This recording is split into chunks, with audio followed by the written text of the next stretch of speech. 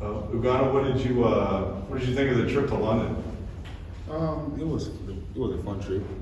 I mean, I didn't really go out to explore the country, but it was a very fun trip. You know, we had a good win.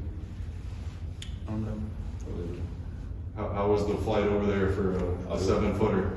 It was very long. It was a very long flight. But luckily, I had the whole row to myself. So I mean, I had a good stretch.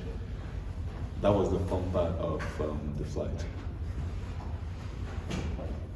When you all look back at the Michigan game, is there anything particular that stands out to you what you all excelled in? I'd say the way we closed that game was pretty different for us. Something that we were focusing on in the weeks or a week before the game. So going out there and executing late in the game, being greedy late in the game, and just coming out with that win. Cason, that one shot, I mean, you went up, no hesitation at all. Talk about what was going through your mind when time came to take it.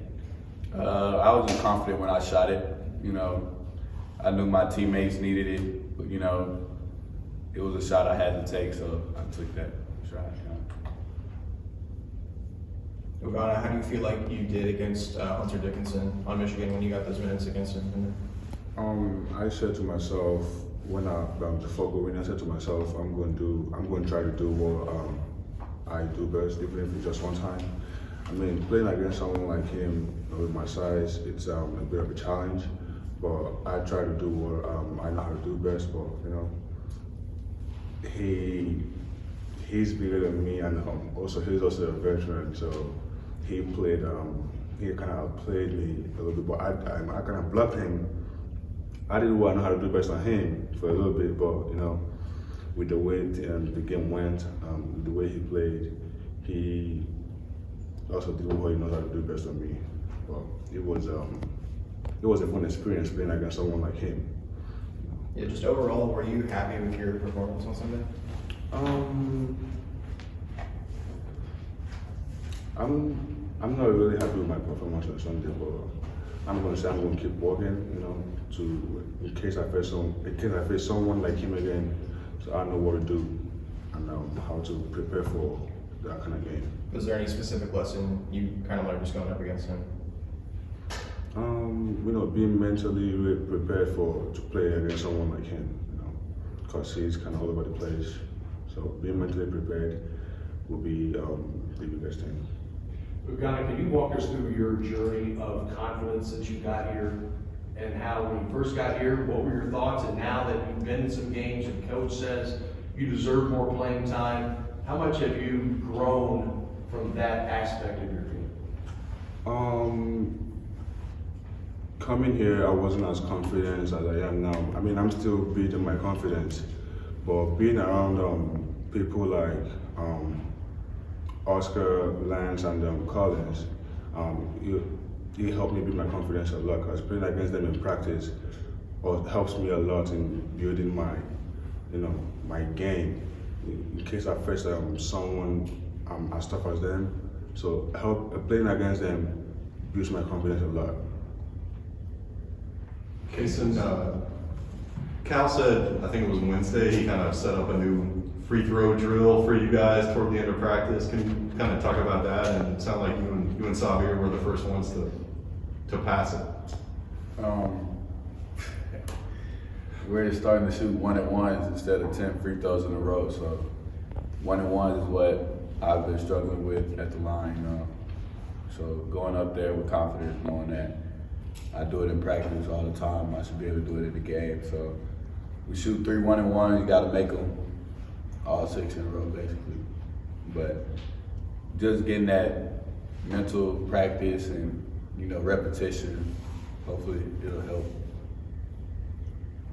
Okay, so with the free throws, has it just been a thing where there's so many other things to concentrate on? Just haven't had time to concentrate on making sure you're doing what you're supposed to do at the line? No.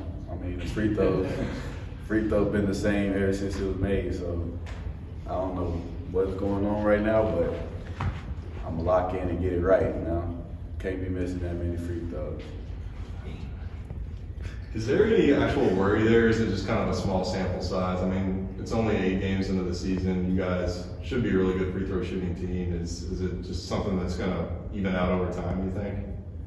I don't know. I'm not used to missing this many free throws myself, so it's nothing that I'm gonna get used to, or I want everybody else to get used to. So just practicing on it, making sure I'm still sharp on it, and next game, I plan on not missing free throws. Cal has talked about just in late game situations, the team's still kind of learning about, like, if you're up 8 with 4 minutes to play, you play this way. If you're up 6 with 2 minutes, you play this way. Is that kind of an adjustment for you to kind of read those certain situations and how to react to them? Definitely, it goes with building basketball IQ. Like prior, like high school, you just play freely. You know, you don't have to really worry about another team really fighting at the end of the game. But now that you're in college, like everybody wants to win. Like it could be 2 minutes left in the game and you're still diving on the floor and playing hard, like trying to win. So there's just little things like that. Like you just gotta be more sharp and like mentally locked in late game. Cason, what is it like with you and Xavier in practice? I mean, you guys are technically both point guards. There's obviously some competition there. How's it go between you and he? We go at it every time we're on opposite teams, but when we're on the same team, you know, we're interchangeable. So me being at the one, I'm just trying to learn the plays, like know where everybody's supposed to be at, and being able to run the team when he's not in the game. So when I'm going against him, I feel like I'm getting good competition. I'm getting good reps at point guard. Cason, did it take you guys any time to get back on American time when you came back from London? Yes. Definitely. That 6 hours, Lola, it was about 6 hours. Whew, that took a toll. Was it harder than you expected it? Definitely, because I've never been out the country like that before, so going overseas, like, I think I slept more on the plane than I did out there. Ugonna, I don't know how much you know about Yale coming in here, but I read they've got like 6 or 7 guys who are left-handed. How does that change your timing in terms of shot blocking of going against left-handed guys? It doesn't change anything at all.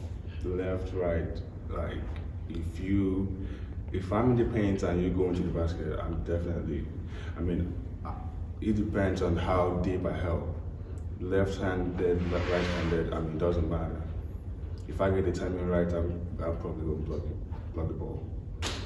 So how many will you get Saturday? It depends. We'll see.